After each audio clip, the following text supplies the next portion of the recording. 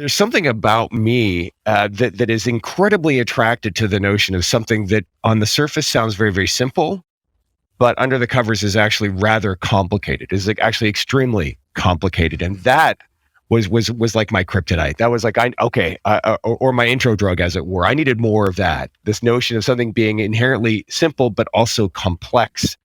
That's what kind of got me really excited about being in the data and analytics space, about being in the governance space. Welcome to 20-Minute Leaders. Just sit back, relax, and learn from the leaders of today. It's a journey. Each one is different, unique, inspiring. Let's get started.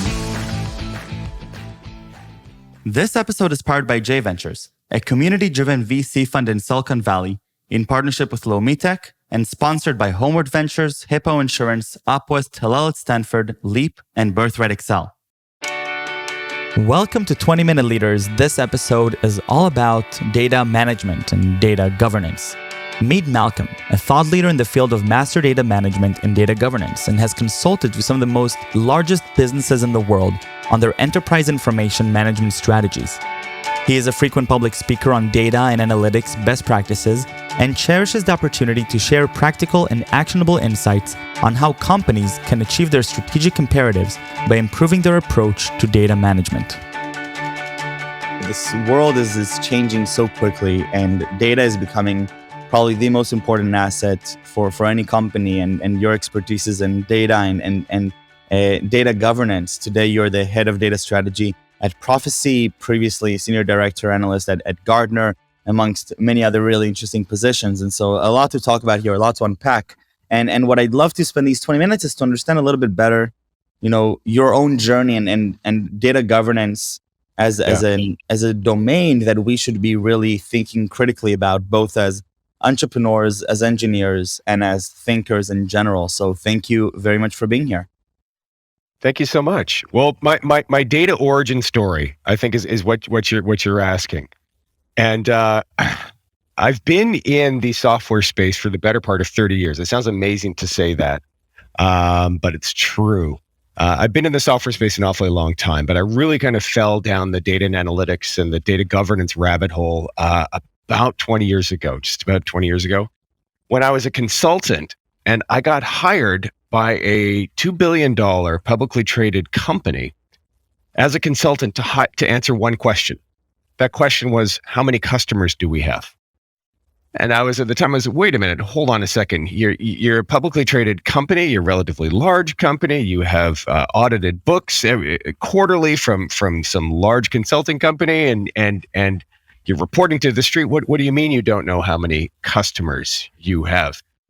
And when I dove into that issue and when I dove into that problem, what I learned was that was very much an actual real problem, in that the system that they were using, the company was using to report revenue and count dollars, that had a consistent answer all the time. And it was the system of truth, at least insofar as Wall Street was concerned. But there were other systems across the organization that had completely different answers. So the ERP system that was counting the dollars had 100 customers in it. I don't know, let's just say 100 customers. And the CRM systems had 140, and another system over here had 25, and another system over here had a totally different number. So there was no consistent definition of customer. There was no consistent customer reporting within this organization. And that, again, that was really my intro to data governance, data analytics, master data management. And there's something about me that is incredibly attracted to the notion of something that on the surface sounds very, very simple, but under the covers is actually rather complicated, is like actually extremely complicated. And that was like my kryptonite. That was like, or my intro drug, as it were. I needed more of that. This notion of something being inherently simple, but also complex. That's what kind of got me really excited about being in the data and analytics space, about being in the governance space. On the surface, governance is a fairly boring topic, as it were. Not a lot of people are having cocktail party discussions about governance, but a lot of people are having conversations about customers and customer data and their experience with products and what worked with one company and what didn't work with another company. These things always come back to data, right? So they always come back to data. So yes, governance is critical. Discussions around data management are critical. There are companies talking about data as the new oil. We can certainly discuss that a little bit more, but that's a little bit about how I got into the space. So what are sort of the dangers perhaps, or the ramifications of not doing good governance? I mean, obviously, okay, so discrepancies, lack of source of truth, and that makes sense. But why should we really care? Yeah. Well, it depends on your industry, but if you're in banking or you're insurance, you really need to care about data governance, right? Things that, we hear all the time about high profile data breaches, about personal information that gets spread across the internet. I mean, those are fairly dire and extreme examples of a lack of governance. Certainly, just to make sure that you comply with the laws and regulatory frameworks, I mean, is for a lot of banks and insurance companies and other regulated industries, is the kind of the lowest bar from a governance perspective. You have to be there, otherwise that your entire business could potentially be at risk. But a lot of companies these days are talking about digital transformation. A lot of companies are talking about how to respond faster to ever-changing business dynamics. A lot of companies are talking about how to realize and deal with changes related to what's going on in our global supply chains. All of these things come right back to data, right? If you're talking about a digital transformation, chances are pretty good your customer experience is an important part of that. Well, how do you deliver a compelling customer experience if you don't know how many customers you have? Or if you have two records for the same customer, right? Or if your customer calls into your support center and you don't know who that customer is and you don't know their past history with you, right? Same is true from a supplier perspective. How are you expected to optimize your supply chain if you don't necessarily know who your suppliers are, if you don't have a complete, 360 view of your relationship with a given supplier? So everything from a digital transformation perspective, a supply chain optimization perspective, a business optimization perspective will circle right back to data. And if you don't have consistent, trustworthy, accurate data, you're going to struggle to optimize all of those business processes that I was just talking about. And is it mainly this idea of source of truth? Is that sort of the holy grail of data governance, or are there different aspects that we need to be considerate of? It's a part of it, but it's certainly not the only thing. So there are a number of various what they call frameworks out there for data governance. Data governance spans, yes, a single source of truth. It spans into data quality. It spans into data access, who can see what data. It spans into ownership of data, update rights, those types of things. It even gets into things like archival. How long do you need to keep data around? So security, PII. All these things together form data governance. So it's not just about having a single source of truth, but that's a big part of it, right? Single source of truth is generally the domain of what we call master data management, MDM, which is one of the kind of the operating tenets of a data governance framework. MDM acknowledges that really kind of not all data is created equally. There are some fields of data, some objects of data like customer, product, supplier, asset, employee, on and on, that matter more than other pieces of data, right? So in any given customer record, you could have hundreds of fields of data, but the data that is shared widely across the organization that needs consistent definition, that needs consistent quality and management and structure, that's generally what we call MDM, master data management. And that's, again, a sub component of governance, but it's altogether critically important for organizations to scale, for organizations to meet their customer needs, for organizations to operate in a way in today's days and times that keeps them ahead of their competition. Mm-hmm. So if we're looking at the world today, 2022, and the way that companies are managing this, what are some different strategies that companies are employing that are good?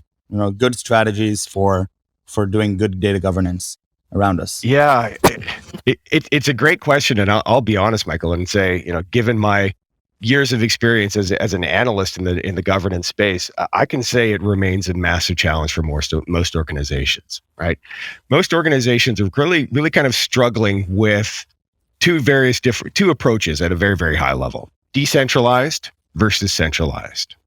Right? Do you manage your data from more of a centralized approach, more of a top-down, heavy-handed approach to say, These are our customers. There's a single customer table that needs to be referenced by all applications, all systems, all workflows. Do you have centralized approaches to data management, or do you have highly decentralized approaches to data management where you can have autonomy within an individual operating unit or application or group or business process? And those are two extreme ends of the spectrum. Most of the organizations that I've supported over the last few years are trying to act in a highly decentralized way with some notion of centralization layered over top. Again, so that at an individual operating unit or application, you can have a decent amount of autonomy where sales can call a customer what sales needs to call a customer, but finance can call a customer something slightly different.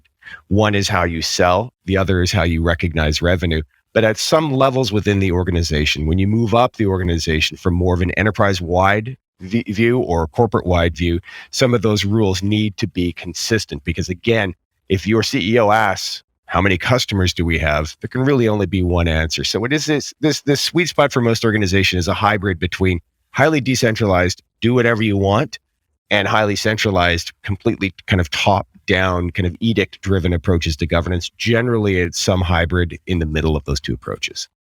Right. So what I'm hearing from you is like the word we're looking for is this balance where you're both giving agency to the different, agents within the organization to work with data, collect data, and manage it. But then there should be some governance as to what types of data do we need centralized and to have a source of truth where everybody's aligned on sort of the same answer, right? Exactly right. And typically, again, that aligns more towards this notion of master data, right? Where you do need some commonality in order to have consistent ways of managing your relationships with your suppliers or your relationships with your customers and on and on. So yeah, the sweet spot is some sort of hybrid approach there. And I love the notion of kind of decentralized agency of data. But what we just described does infer a certain degree of maturity from a governance perspective. Sure. Because to do what we just described requires a reasonable set of business rules that says a bunch of if-thens in essence. If it's this data in this context and this use case, then these are the rules. And if it's a different set of data, if it's master data, then these are the set of rules. And really, that's what governance is. Data governance are the policies and procedures that need to be applied to an organization's data assets in order to realize the greatest value from them. Right. And so up to what level or down to what level should people in the organization care about this or be concerned with this, right? I mean, is this something that should be in the mind of all the way down to the, to the backend engineers? Is this mainly the data analytics side, the VP stage? Where are we on the spectrum of an organization? That's a great question. And the answer is it depends, right? If you are a software engineer, you need to care about data because those are the fields that you're using to create your application, right? If you're a CEO, you need to be caring about data. Now, the perspective there is going to be very, very different, but a very effective data governance approach is one that makes the rules, that makes the data relevant for where you are and where you sit within the organization. Now, really effective data governance organizations can do this in a non-obtrusive way, right? Where data governance and data quality and policies and procedures related to the use of data are just kind of baked in to how you do your job. It's part of the standard operating procedure. This is kind of the notion of what we call data ops, right? Where the data and data policies and data governance are just kind of hardwired into how you do your business day in and day out.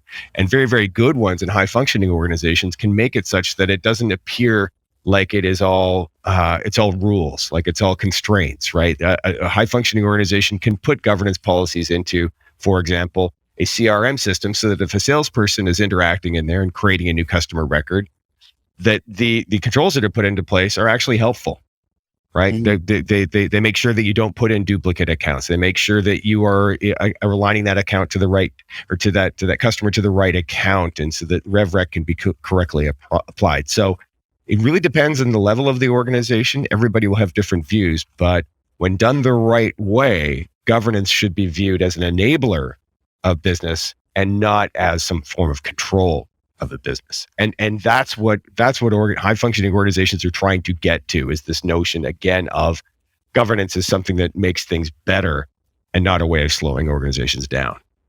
So we talked a little bit about centralization versus decentralization within organizations.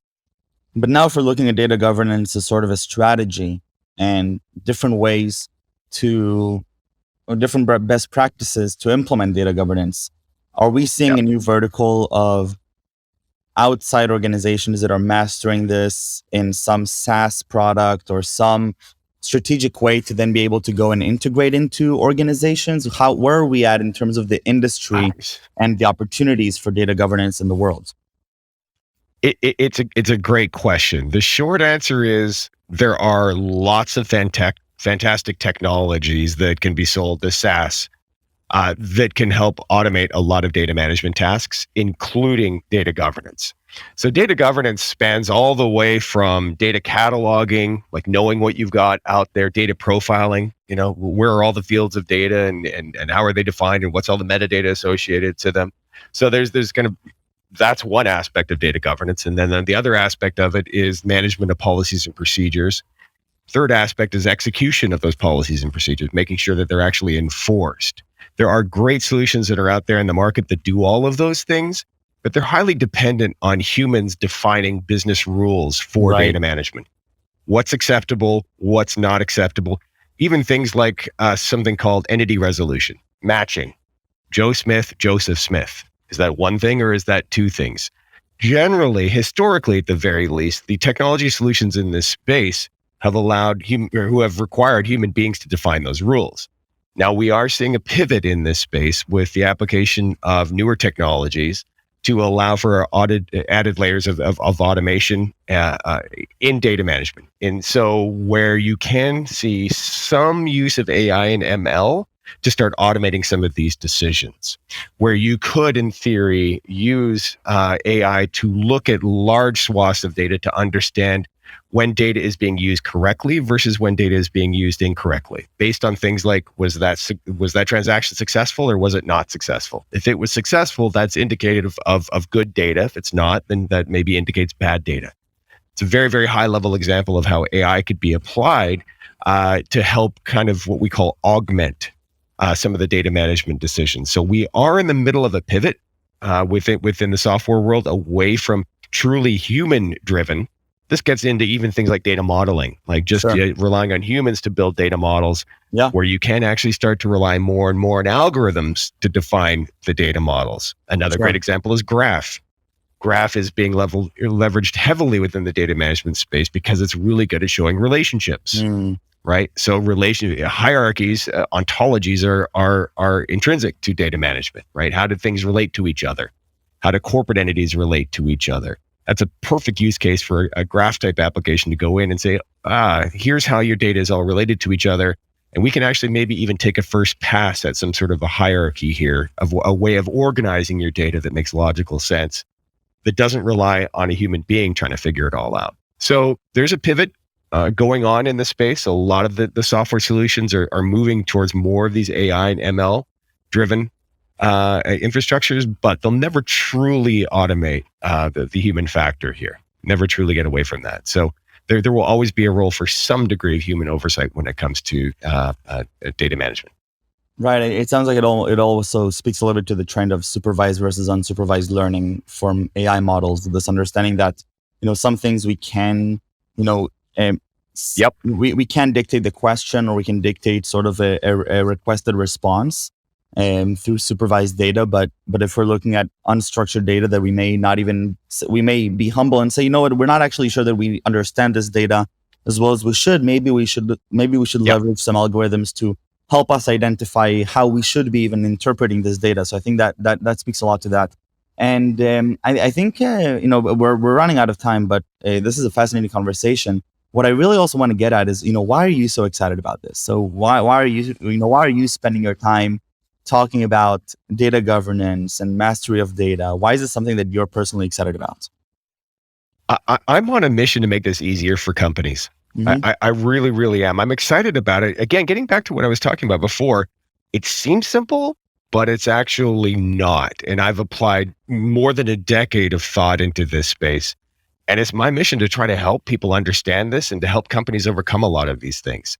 It's a sad truth that companies still struggle with data governance and with master data management, but there are things that work. There are things that we know work. For example, if you focus more on business outcomes instead of focusing on data quality. When I was an analyst, I used to ask all the time, how will you know you've succeeded? How will you know you fixed things from a data management perspective? Mhm. And I would hear people say all the time, well, our data will be better.